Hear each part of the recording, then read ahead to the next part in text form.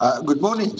I'm Mo Ibrahim, and I'm moderating this session, which title is Disconnected from the Future, Bridging the Digital Divide for Universal Post-COVID Recovery. We all have been through this terrible times of COVID, and we relied a lot on the internet to buy our food, for our children to have remote education, and we managed to survive to a large extent thanks to the internet. The problem for us really is that almost half the population, almost 4 billion people, are not connected.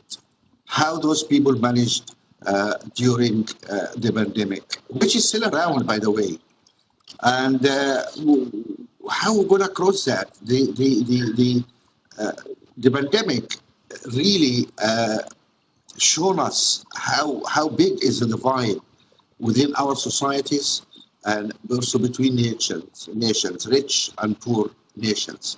It's a huge divide which has been exposed by this pandemic. To really discuss how we're going to forward from here, how we're going to enable everybody to be part of this connected world, I have a wonderful panel. I have Sina Lawson, Minister of Digital Economy and Transformation from Togo. She's a WEF young global leader, former World Banker. She did in business, she worked for Orange, and she has been minister now for almost 8 years. So I guess she had a lot of experience to tell us what's happening in Togo. I have also Dr. Amr Talaat. He's the Minister of Communication and Information Technology in Egypt. He's a computer scientist, and also he's a former business executive, which I like because it brings business and government experience together. And I have the well-known Kunduz. Kunduz is the Director General of the International Partnership in the European Commission. Welcome, Kun. And I have also Peter Epp, who is a business executive, a Danish company. Maybe you did not hear about it, but I'm sure you're going to hear about it very soon. It's called Blue Town, and he is trying to show us how business can help us bridge this divide. Now, the rules of engagement, I've been told that we only have 40 minutes, and I have 4 wonderful people, and I'll try to moderate a reasonable discussion here. What I'm going to do, I'm going to ask you in order, everyone, for just 2 minutes, please. Tell me briefly about what you're doing to manage this digital divide in your country. Just in 2 minutes, and after that, we'll have a round of questions. And then, of course, we'd love it if you're going to question each other and challenge each other. Also, that's okay. And then we'll have questions from the audience. Right. Sina, I'll start with you. Tell me what you're doing in Togo. Good morning, everyone. Thank you. Can you unmute? Please unmute yourself. I cannot hear you.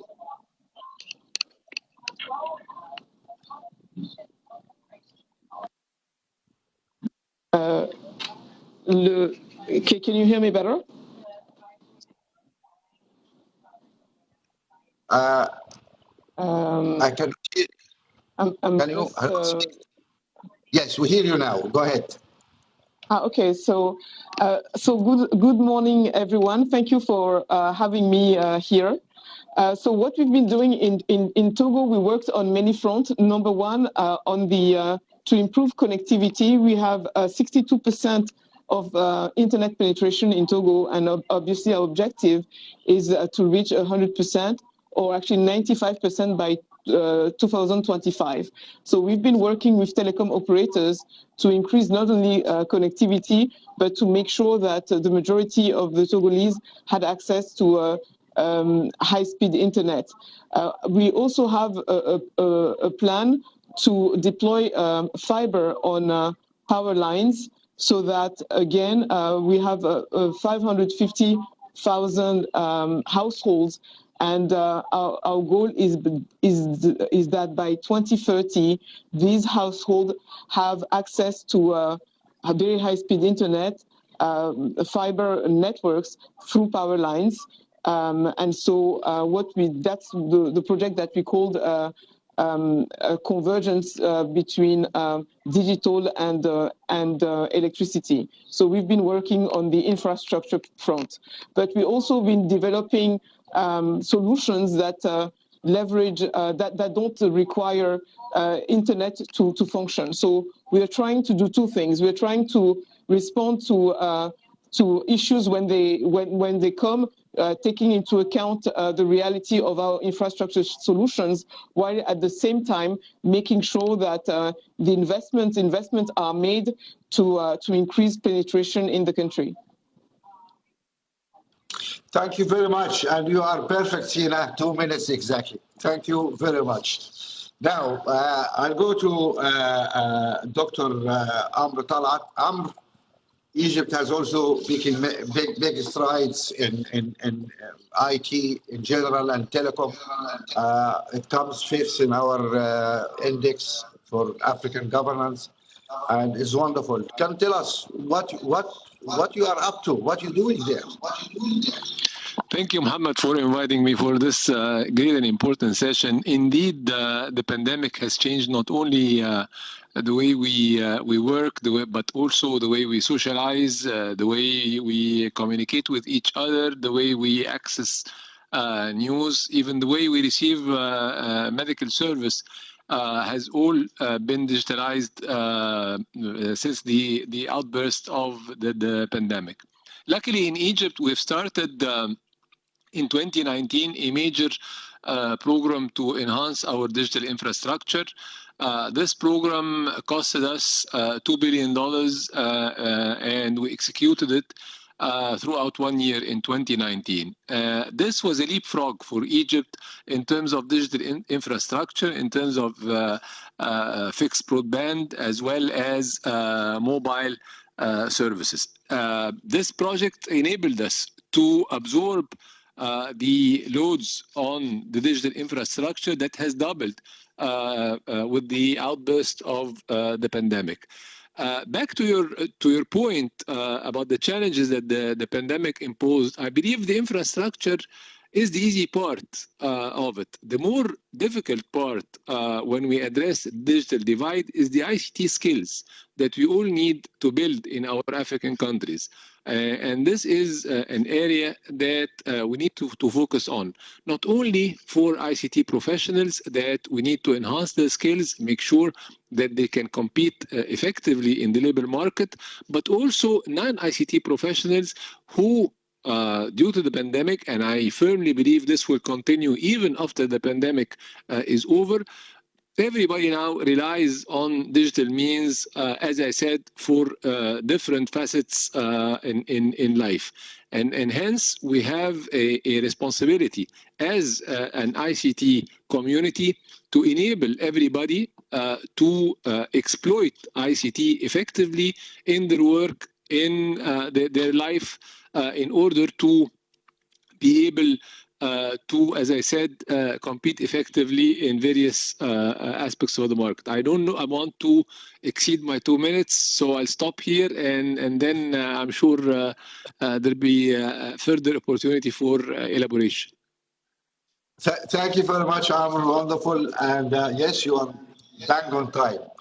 And now I go to Kunduz, and you have a lot of initiatives really to help moving this forward, especially in Africa. Can you tell us something about that? Yes, and thanks a lot, Mo, for being here with you and with all the other speakers. Really a pleasure. I mean, I think for us, as you said, we are just trying to be helpful, with funding, trying to be helpful with expertise. And I think, as the two ministers and yourself have said, there are a number of issues to be looked at. First of all, there's, of course, the whole connectivity infrastructure issue, which is basically, broadly speaking, a market-driven field. But clearly we see how there is market failure, how there are underdeserved areas. And there we try to come in with our instruments, bringing together public sector, private sector, and so on, and see how, through the mobilization of means, guarantees, together with our development finance institutions, we can make sure that, starting from a good understanding of what the market failures are and what potential responses are, we can intervene there. But as the Egyptian minister has said, it's not just about infrastructure. It's also about skills for entrepreneurship, but also skills for many people. I mean, one of the typical examples of the digital divide is not just a split between least developed countries and middle-income countries, or within countries between rural areas and urban areas, but also a very big gender gap, which in turn is linked to education for women and girls and so on. And so mobilizing in support of our partners on skills is a second strand. And I would want to add a third one, which is that ultimately, in the long term, I mean, in the short term, but certainly in the long term, the capacity for companies and for private citizens to trust that the digital respects their safety, security, and privacy is essential as well. And so there's a whole regulatory environment that we are working on as well. We are doing that at national level with individual countries through digital packages. We are doing that in the case of Africa also at continental level with the African Union and ITU through a number of programs.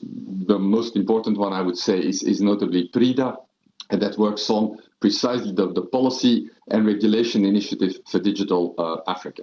I'll stop there. Thank you. Thank you, Congress. We'll come to PRIDA a little bit later because I'm really interested to know what you're up to there. Now, we listen to government leaders and international institutions leaders. Business. What business can do for us here? Yep, you have the floor. Thank you so much, Mo, and also to the rest of you, good morning. It's a pleasure to be here. Just very happy to hear the statements given so far. Just briefly on my side, and Mo, I'm sure after this session you will know and remember Bluetown, and I'll definitely drop by at some point to tell you more. But we are a private player, as mentioned. We are doing last mile connectivity. During the last years, we've been working extensively in India and across Africa, in Mozambique, Rwanda, Ghana, Tanzania, and build up a lot of experience, not only on how to deploy these solutions, but also especially how they should be designed to last in the environments, and even more important, how do we monetize it? How do you build a business? Because we are driven we are a for-profit company. We need to generate revenue for our investors and our shareholders. And also my conviction here is that it's the only way to make a scalable solution that can make an impact on a much larger horizon. So at the moment, I think we have a good example. We've been experiencing the COVID challenges firsthand due to our close engagement in the rural societies across Africa. And it's also been a big help for us because a lot of people and a lot of stakeholders have realized the importance of connectivity in the rural areas, which has been a topic for many years, but we haven't really seen the engagement level being as high as it is right now. Our conviction from past experiences that there's no way we can solve this alone, especially when we go to the poorest areas. We need to team up and create the multi-stakeholder partnerships that are so popular to be discussed right now. On our side, we're currently engaged, as an example, in Ghana. We're working closely with Microsoft. We're working with USAID. We're working with CARE, Planned Parenthood, Hunger Project. And the project we are engaged in now with the Ghana government is to say, guys, we want to connect 1,000 communities in the rural parts of Ghana. We want to focus on connecting schools and health clinics And then we will, as Bluetown, we will also combine a connectivity project for the rest of the community at the same time. And via this concept, actually connecting something like 2.5 million people to the internet that are currently underserved. And the trick here is to utilize the benefits or the skills from the partners. So we on our side from Bluetown, we're very good at doing the deployments and the operation and the monetization of the networks. But we need competences and partners that can help us on the ICT skill development, which the NGOs are very good at. We need the government backing on the funding side for connecting the schools and the health clinics. And then we need the private players to continue to develop on the technology and the infrastructure deployments. So that is our approach to the market, and we're looking very much forward to take the next steps in Ghana, because we believe the project we're running there is a model that can be scaled immensely once we've proven that it works. Thanks, Yep. And I'll come back to you again with a few questions because I'm interested in what you're doing. I have some questions now for my wonderful panel, and I also would ask all the people joining us in this conversation to post any questions they wish, which I can see right here. My first question really is to Sina. Sina, I heard that you have an interesting application called Novesi, which is a digital payment program to reach your people. Can you just tell us about this program a little bit, because maybe that can help others to really replicate what you have done? Yes, thank you, Mo. When the pandemic hit, one major concern that we had in Togo was how to support the most vulnerable people during this period of time, and especially because we took mobility restriction measures like the rest of the world, and you do know that in our countries, the informal sector is the greatest number of workers work in the informal sector. So we felt very strongly that we needed to support them by transferring cash to them. But like we mentioned previously, not everybody has access to the internet. So we developed a USSD solution, which is a short code that does not require people to have smartphone or to have internet access. So you just needed to register using this short code on your basic phone, and we were able to distribute $34 million to 920,000 Togolese, which is more than 25% of all Togolese adults during, the state of health emergency were able to receive financial support, using this, low-tech solution. And we did the same, by the way, when we developed the vaccine enrollment program. We had an online enrollment program, and for those people who did not have access to the internet, we also created an offline using USSD again to enroll to the vaccine program. And right now we have 1.3 million Togolese who have registered to get vaccinated, and know that we're a country of 7.5 million people, and so it's working well, quite well in terms of vaccine registration and in terms of digitizing the vaccine process.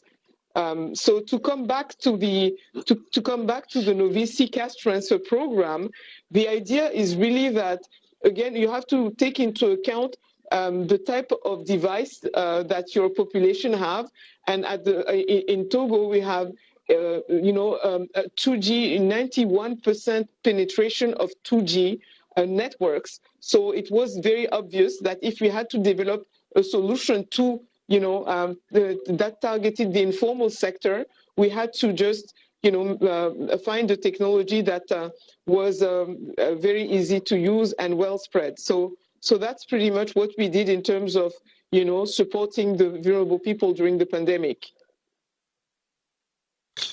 Sina, just to follow on, I mean, what you're saying is that you're able to establish this system which can reach people phones although they may not have internet, although if you have a phone, probably have internet.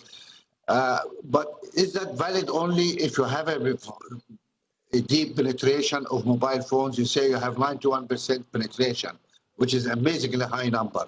But you have only 50% penetration. Will this system still work or will be a problem? No, it will. It would still work. It's a USSD technology. It's the technology that everybody uses when you have to check your credit, for example, on your phone. So it is something that works. The minute there is a signal, you know, it works. It's just that you dialed a short code on your phone. It was star 855 hashtag in our case, and then you would register, and less than 2 minutes after registering on your phone, you would receive an SMS, which would be 1/3, the equivalent. We actually gave 1/3 of the minimum wage using this technology. And then, so the payment is really mobile, your typical mobile payment, you know, but the registration, the enrollment to the program technology used USSD. Thank you very much, Sina. Wonderful contribution here. I'll turn to Dr. Amr. Amr, I'm familiar with ICT in Egypt because I was one of the founders of Vodafone in Egypt. You made a lot of strides in developing ICT in Egypt. How much penetration you have in Egypt now? How are you going to go forward? One question here is also cost of equipment. It's not enough to have infrastructure, it's not enough to have skills, but also you need to be able to buy tablets. Did you try to address these issues? How to really enable people? You have households, maybe with 3 kids. They need to log on to the schools or to they're fighting over equipment. How we deal with that? Thank you, Mohammed. A great point to talk about. We're working actually on several projects and initiatives in that respect. Let me start with the numbers that you've inquired about. The phone penetration is not the issue. We're around 96, 97%. Everybody in Egypt above 12 has a phone. The challenge now is the smartphone, because we still have around 35 to 40% of this population that are using feature phones because, of course, they're less expensive. And the first program we put in place is to encourage people to migrate to smartphones in order to have an inexpensive access to the internet through smartphones. We're working with the mobile operators. We've got 4 in Egypt for a migration program. We're aiming to reach 100% of smartphones in the next 2 years. We're even thinking now of sunsetting 3G generation in these coming 2 years as we move forward in more advanced technologies. Second is the tablets, which is very important. We've started together with the Ministry of Education a program to distribute around 1 million tablets for year 9 of all Egyptian students every year. We started this program a couple of years back. And starting this year, we've started a manufacturing plant together with Samsung in Egypt to manufacture 2 million tablets a year for Egypt and neighboring countries to avail or to ease the access of tablets for the less privileged. Second, we worked with the Central Bank of Egypt to launch a financing program with a very low percentage for loans for people to buy tablets over a 3-year 2% interest loan, again to ease the access to various equipment to reach the internet. Regarding availing the FTTH for our citizens, we have a mega project in Egypt that we call Decent Life.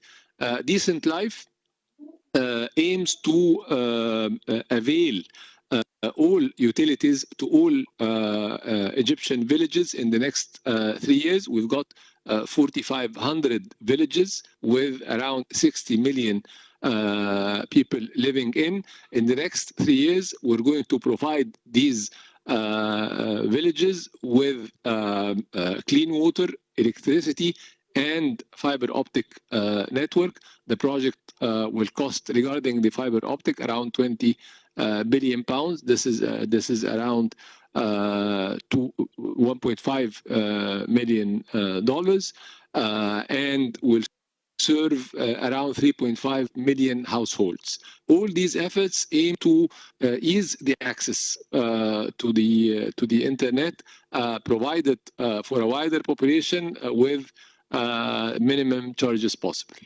We've also started a project. How much? Sorry. How much is the cost of a tablet? The locally manufactured tablets. How much it costs? It costs now around $300, $250 to $300. And so you sell this, I mean, you ask people to pay in installments, because that's still a big number. Yes, over 3 to 5 years with a minimal interest. And we distribute 1 million tablets a year to students for free. For free? Yes. Do you have means test? I mean, you give it to every kid or give it to the poor kids, or how you distribute this? Because you have like 30, 40 million kids. How are you going to choose the million kids you give it to? No, we give it to year 9 every year. Students moving to year 9 receive a tablet for free. Okay. And they use this tablet to study and to access exams throughout their secondary education. And of course, they own the tablet for good. That's wonderful. That's really wonderful. Thank you. Thank you. Thank you very much, Amr. Kunduz, I hear about a project called Brida. You're working with the African Union and the ITU. Can you tell us about this Brida program and why you call it Brida? Yes, obviously, Mo, and I just want to pick up on what the two ministers have said, because I think the point that Sina made on Ovisi is still a very important one, because in Africa, still 9 out of 10 payments flow through USSD. And so I think it's really important that whilst we build and modernize digital technology, infrastructure, and so on, that we really don't neglect the huge potential, and as Togo has demonstrated, the huge potential of USSD. But on PRIDA, basically our starting point, as I've said, is to work with individual countries through these digital packages. But at the same time, we know that in the African Union, there is a real continental integration drive. I mean, there's the African Continental Free Trade Agreement and so on. The African Union has also its digital transformation strategy, which we support. And as part of that, there is work on policy and regulation. And we've captured that in a joint initiative with the African Union Commission and with ITU, which is called PRIDA. So it's the acronym for Policy and Regulation Initiative for Digital Africa, hence PRIDA. And we're basically looking at three big issues. First of all, we're working at ensuring a harmonized spectrum utilization across the continent. So it's really of a continental scale. How do you set up a system that allows you for an efficient and harmonized use of the spectrum? Not an easy thing, but absolutely crucial. The second element we're looking at is how we can harmonize or support the African Union in its drive to harmonize telecoms policy, legal and regulatory frameworks. If all countries individually do something different, then it will not gel, will not reach scale at the continental level as it should have. So that's a second strand of work.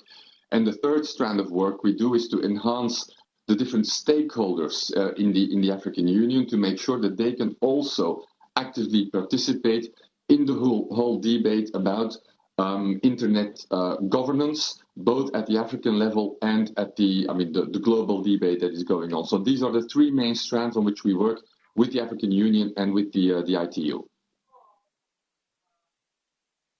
Thank you, Kunduz, and I may come back to you with some questions about, I know you are doing a lot of work in Africa, and I take interest in that. But before that, I would like to really go to our business people here.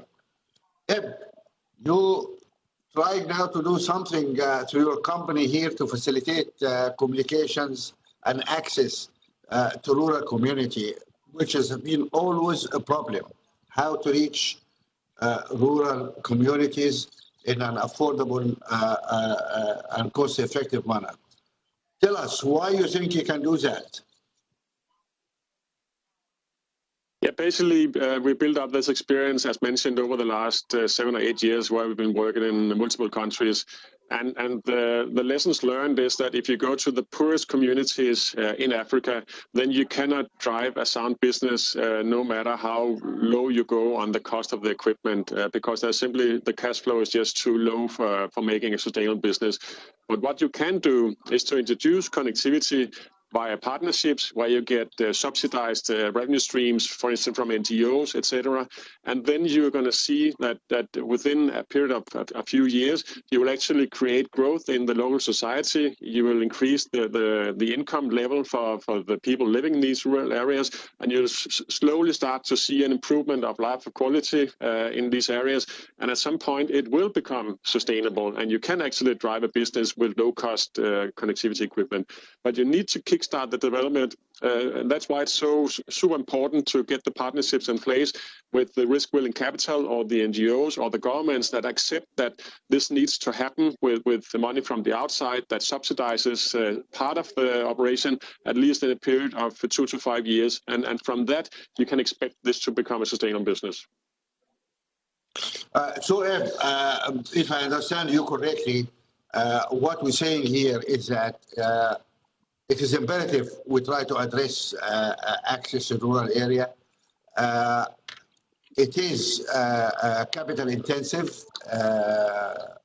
and it cannot be viable unless we find some form of cooperation or as we call it, public-private partnership, some form of subsidy in order to do it. Is that correct?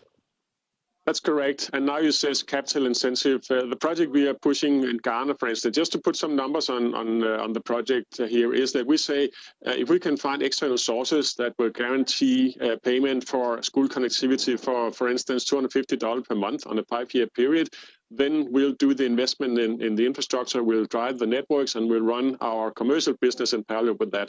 The same thing with health clinics. If we have external parties that are interested in paying for the connectivity to the health clinics to improve the COVID information level, etc., then we'll take that in as part of our portfolio. So we'll place the investment, we're going to take the risk, but we need the guaranteed payment on an extended period for us to raise the money. So that's the model. So it's not that much money actually when you boil it down, but somebody needs to step up and actually put the hand on the boilerplate along with us to make this work.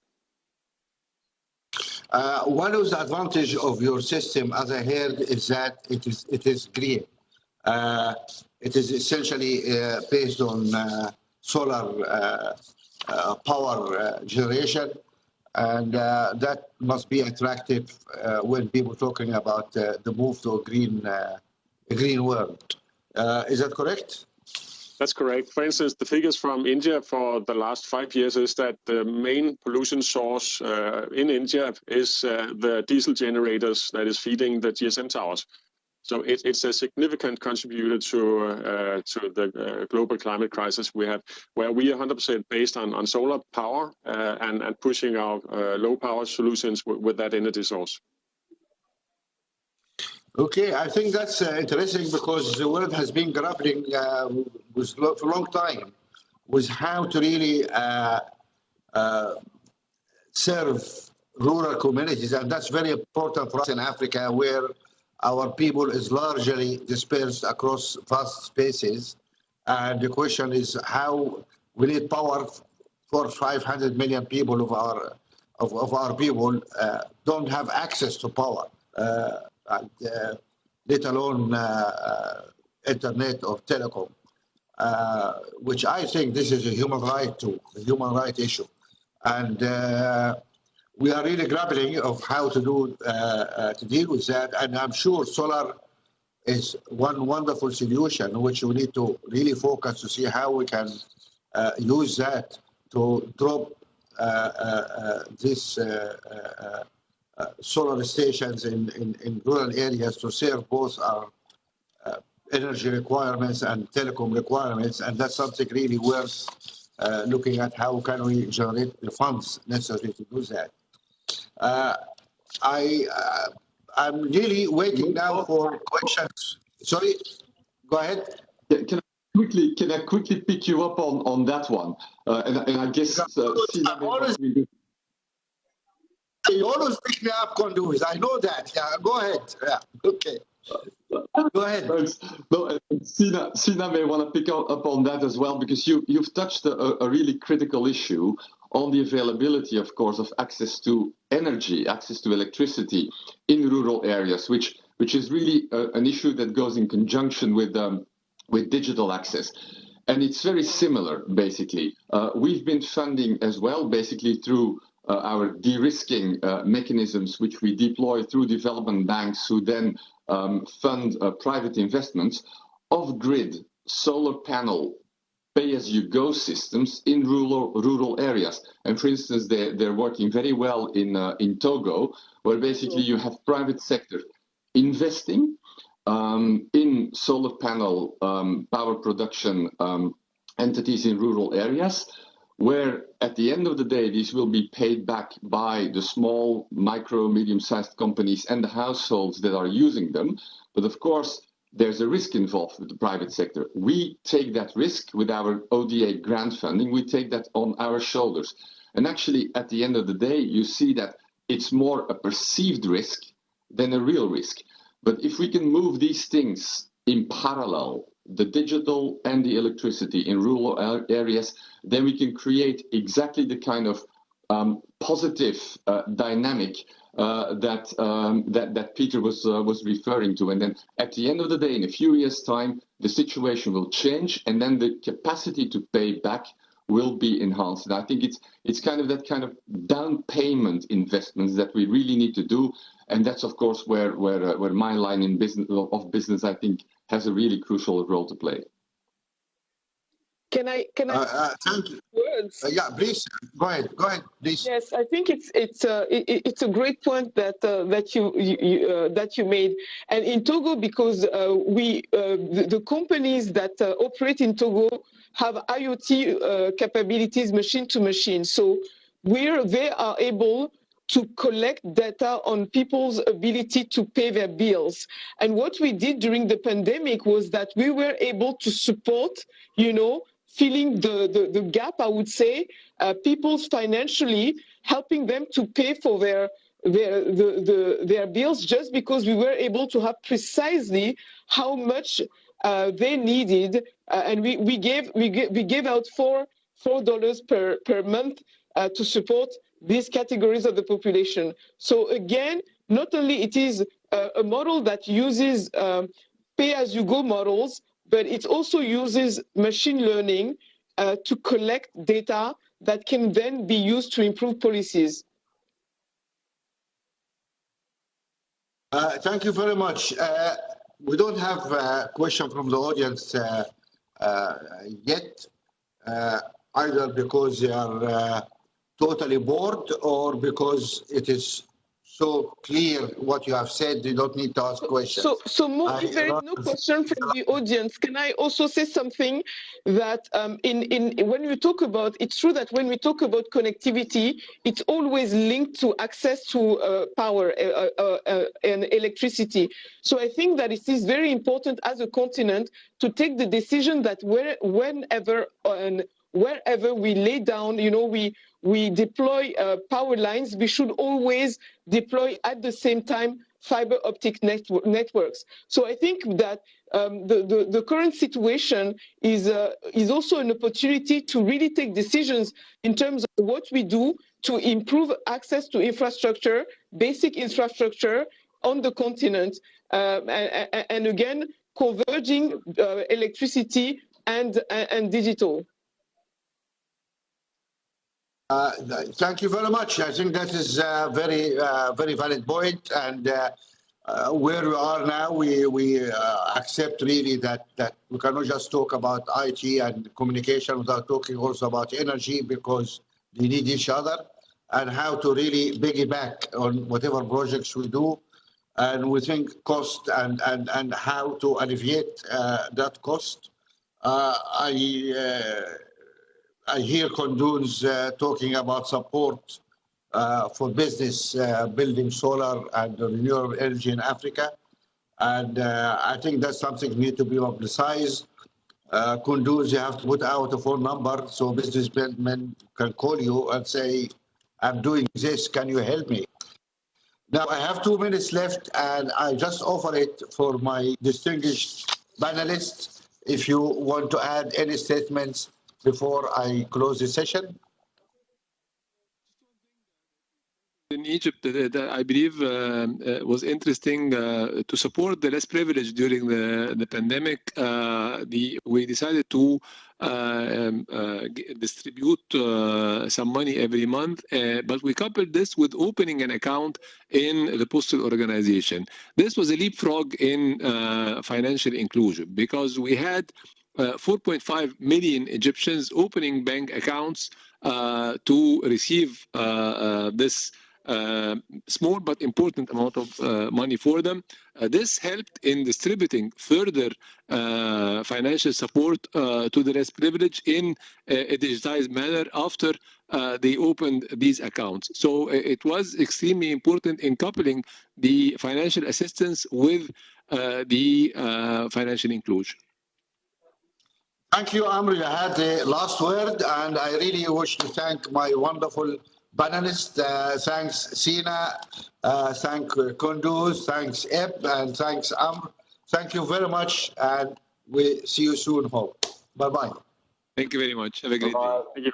Bye. Bye, Mo.